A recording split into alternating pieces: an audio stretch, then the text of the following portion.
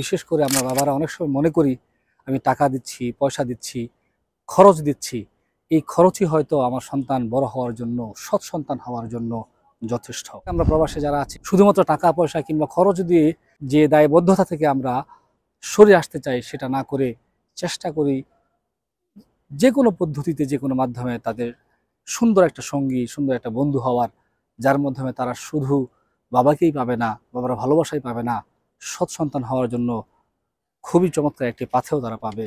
আসসালামু আলাইকুম ওয়া রাহমাতুল্লাহি ওয়া বারাকাতুহু। আলহামদুলিল্লাহ ওয়াসসালাতু ওয়াসসালামু আলা রাসূলিল্লাহ, আম্মা বা'দ।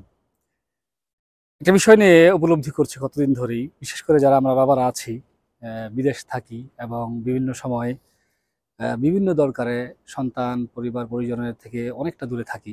অনেক সময় সে উপলব্ধিটা হয়তো আমাদের হয়, কিন্তু এমন করে বলা হয়ে ওঠে না কিংবা এমনভাবে উপস্থাপন হয়তো হয় না। তো গত কয়েকদিন থেকেই বিষয়টা খুব আমার মাথায় আসছে। সেটা হচ্ছে যে এই যে আমরা আমাদের সন্তানদের পরিবার পরিজন থেকে বিদেশ থাকছি, হতে পারে লেখাপড়ার কারণে, হতে পারে রুজি রোজগারের কারণে, প্রবাসী বাইরে যারা আছি, সেক্ষেত্রে একটা বিষয় অনেক সময় পরিলক্ষিত হয় যে আমরা আমাদের পরিবার পরিজনের প্রতি হয়তো টাকা পয়সা নানা ধরনের চাহিদাগুলো পূরণ করে থাকি। আর্থিক যে চাহিদাগুলো আছে সেগুলো হয়তো আমাদের দ্বারা পূরণ করা সম্ভব হয়।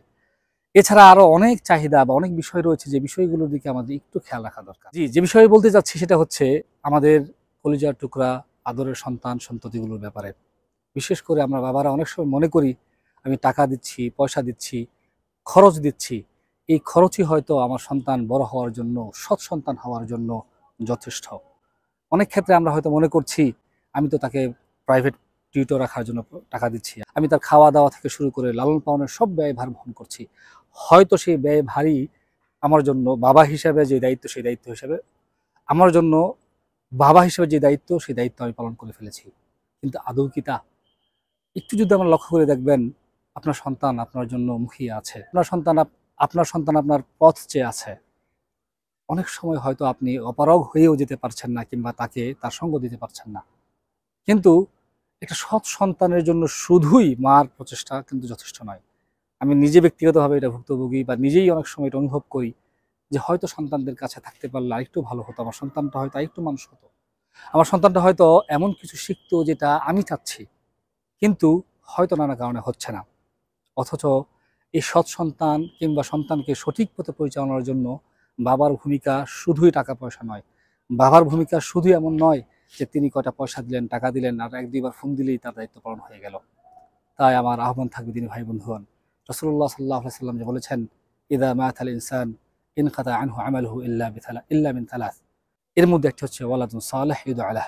সৎ সন্তান আপনার জন্য দোয়া করবে। আপনি যখন মারা যাবেন, আপনি যখন দুনিয়া থেকে চলে যাবেন, তখন কিন্তু এই সৎ সন্তান আপনার এমন উপকারে আসবে যেটা আপনি কল্পনাও করতে পারছেন না বা পারবেন না।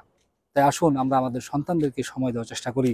বিশেষ করে আমরা প্রবাসে যারা আছি শুধুমাত্র টাকা পয়সা কিংবা খরচ দিয়ে যে দায়বদ্ধতা থেকে আমরা সরে আসতে চাই সেটা না করে চেষ্টা করি যে কোনো পদ্ধতিতে, যে কোনো মাধ্যমে তাদের সুন্দর একটা সঙ্গী, সুন্দর একটা বন্ধু হওয়ার, যার মাধ্যমে তারা শুধু বাবাকেই পাবে না, বাবার ভালোবাসাই পাবে না, সৎ সন্তান হওয়ার জন্য খুবই চমৎকার একটি পাথেও তারা পাবে।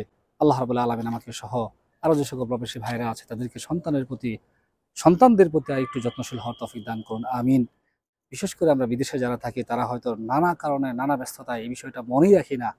তো এই ভিডিওর মাধ্যমে এটাই মেসেজ দিতে চাচ্ছিলাম যে আমরা আমাদের জায়গা থেকে চেষ্টা করবো যেন আমরা আমাদের সন্তানদেরকে একটু যথেষ্ট সময় দিতে পারি। আল্লাহ রাব্বুল আলামিন আমাদের সেই তৌফিক দান করুন, আমিন। হাদা মা ইনদি ওয়াল ইলমু ইনদাল্লাহ, আল্লাহু তাআলা আ'লাম বিস-সাওয়াব। ওয়া সাল্লাল্লাহু আলা নাবিয়্যিনা মুহাম্মদ। আসসালামু আলাইকুম ওয়া রাহমাতুল্লাহি ওয়া বারাকাতুহু।